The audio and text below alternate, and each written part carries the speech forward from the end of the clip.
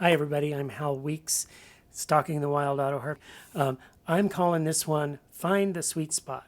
I'm going to talk about several different sweet spots that you're going to have to learn how to find in your playing.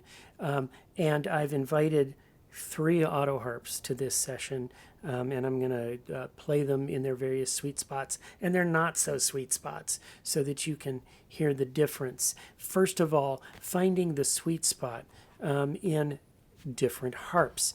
If you are an autoharpist and let's say you're a car driver and you jump in different cars, they don't all handle the same. And you have to find the sweet spot where you're comfortable in running that particular motor. It's the same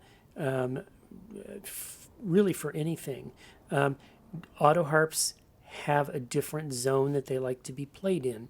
As far as how hard you can play them or how soft you can play them and still have them come out tastefully pleasant in their tone. And that's the real thing to check on. And so for this is where your phone can really help you, turn it on to record, set it over away from yourself so that you can capture everything that you do, and then play.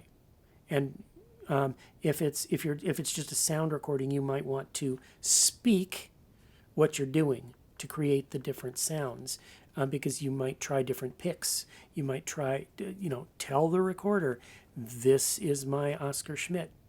This is, now I'm playing with plastic picks. Now I'm playing with metal picks and stuff like this, so that you can then play it back to yourself and hear the differences. Oh, that sounds good. That doesn't sound so good.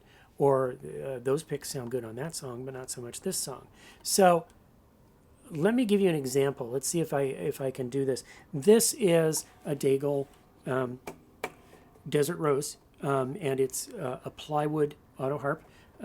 And I built this. This is the harp that Greg stood over me while I did it, and I did all the different parts of it, and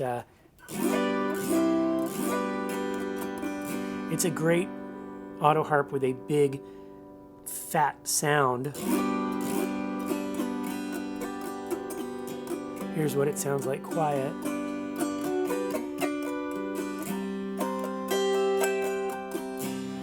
And because it's got a nice deep body and a thin top, it's very responsive. It's very bright in tone because of its bridge.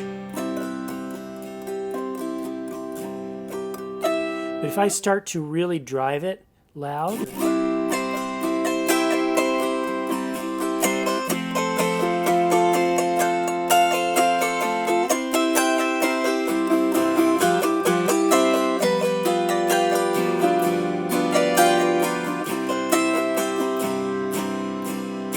what I'm noticing, just to my ear right beside it here, is that the bass strings are not as loud as the treble strings. And this is very common with most auto harps because the box is not, it's not like a big deep guitar box.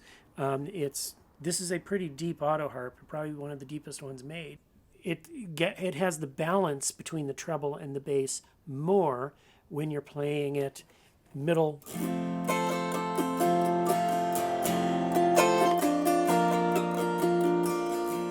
or quietly.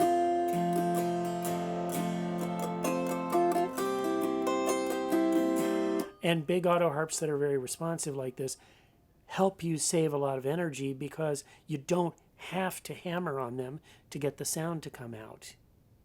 So, sweet spot. Now, let's compare that to my Daigle carbon fiber. Carbon fiber is extremely thin and extremely strong, and it has no bracing on the inside. And so it's really vibrant. And I can barely touch it and get the same volume that I was getting out of the other Autoharp. And it's extremely balanced. The bass notes are just as loud as the treble. But the thing about carbon fiber is as I drive it louder and louder and louder, I can't reach the ceiling. It just keeps getting louder and louder and louder and bigger, to the degree that it gets so bright and loud, you don't really want to play it that loud because it's right by your ear and there's no need to. And so you can play really a nice volume with very little muscle force. And that's the sweet spot on this instrument.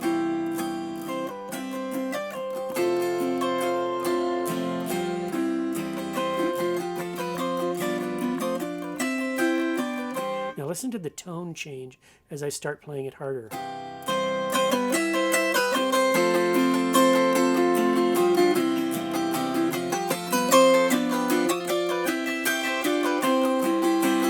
It gets really bright and really loud, but I can get even louder.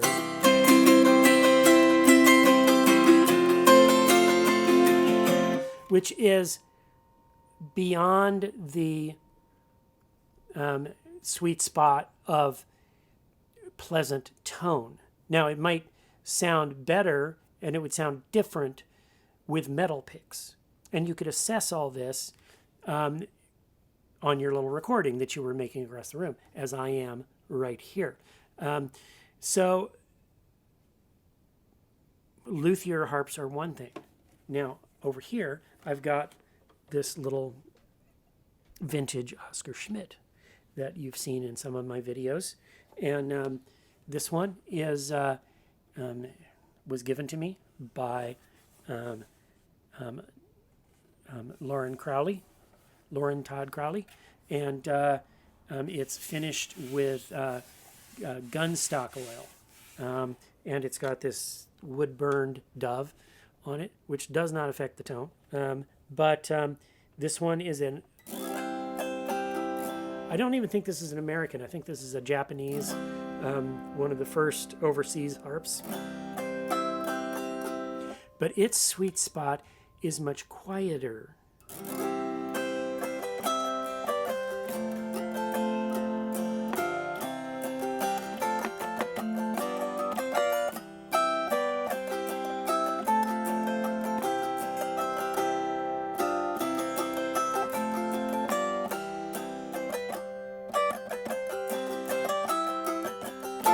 And if I try to get the volume that I got with those harps,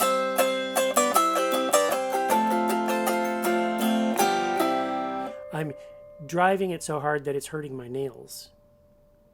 So I would have to put on picks, and then it would get really like twangy and boxy sounding. And Oscar Schmidts have a sweet spot, definitely a very sweet spot, but it's narrow and it's in this little area, and you best play in that sweet spot so it sounds your best. So they're really good through microphones, for example, because you can get that mic into the sweet spot with you, and then you can have some dynamic range, and it's a tasteful choice, and it sounds sweet when you're playing there.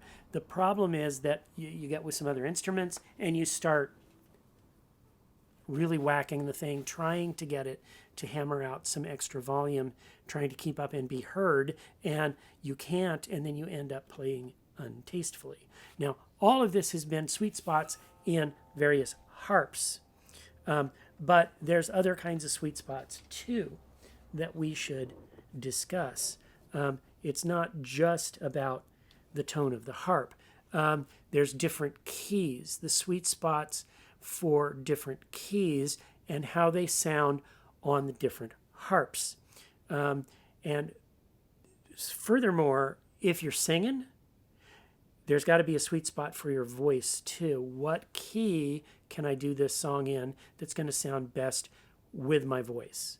And that's got to be your first sweet spot, and everything else has to work around that. You don't want a harp that's going to overpower your voice. So you need to know where to play that harp in its sweet spot so that it doesn't get louder than your voice. And you need to know the key that you're going to put it in so that you can sing it so it sounds good. So all of that's a balance. And your little recorder can help you to hear that and make that decision. Then there's the sweet spot of the arrangement. For example, the length of the tune that you're going to play. How many reiterations can you do without it getting boring? What's the sweet spot? 3 times through? Twice through? Twice through is enough. If you do it tastefully and right and then end it. Just take a bite and end it. 3 times through. 4 times through is a lot. So, going 4 times. I've heard Autoharp contests where the person goes through like 4 or 5 times. It's like it's overkill, and they'll lose points for that. It's about being like concise, sweet, get it out there, get it heard, and end it. So, similarly in the arrangement, what's too show-offy? If you go and you play, especially for an audience, and you play something that's not really completely baked yet, a technique that's too show-offy, you're being too fancy, that can get you out of your sweet spot. Less is more. Less is a better way to do it, because when you do less, you're going to do it right. And when you do it right, you do it beautifully, and you do it with finesse, and it comes out sounding good, rather than you go for something fancy and you mess it up.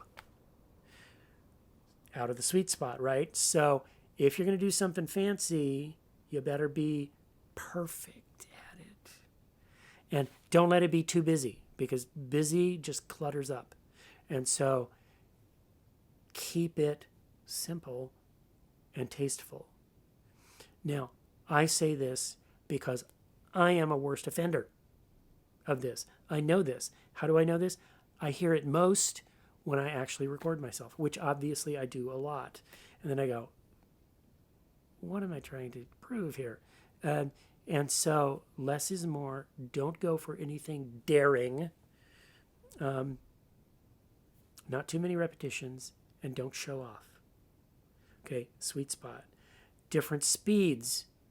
Less is more.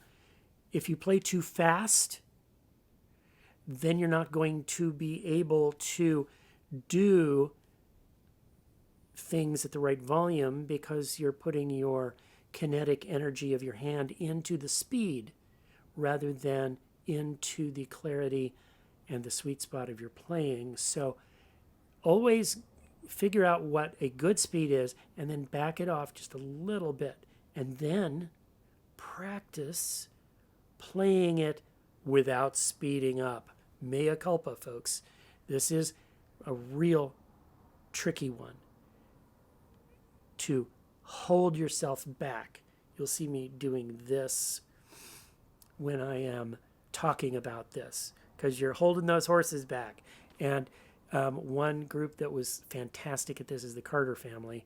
Their songs had this like slow plodding that kind of added to the mournfulness of their mountain sound.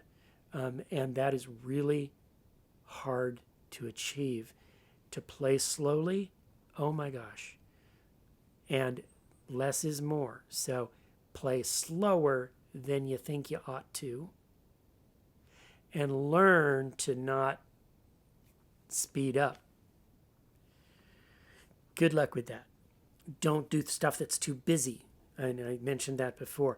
When you get into arpeggios especially, or doing stuff like this, or especially at a loud volume, you just end up like flailing your hands and going like a bat out of hell, and you don't shine that way. I don't shine that way. And so it's easy to overplay. You got to let light through. That's the way my high school band director talked about it. Negative space in the composition of the picture that you're trying to paint. Have empty spots in the playing. You don't have to fill every 8th note, every 16th note behind the tune. Leave it open. Let it breathe. All of that helps you get into the sweet spot. And there's sweet spots that go this way, and sweet spots that go this way, and there's sweet spots that go this way. Speed, volume.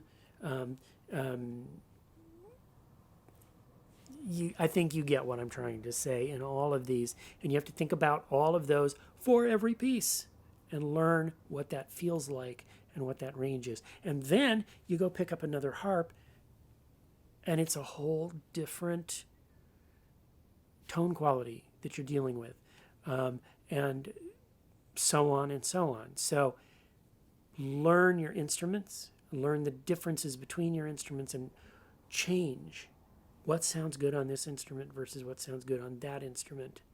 Not that easy to do. So I hope I've challenged you. This is Hal Weeks. This is Stalking the Wild Autoharp. I can work with you on all this stuff. I teach lessons through webcam all the time. You can find my website, halweeks.com, and there is a page on there about my lessons. You can contact me through my website, and we can do lessons right here.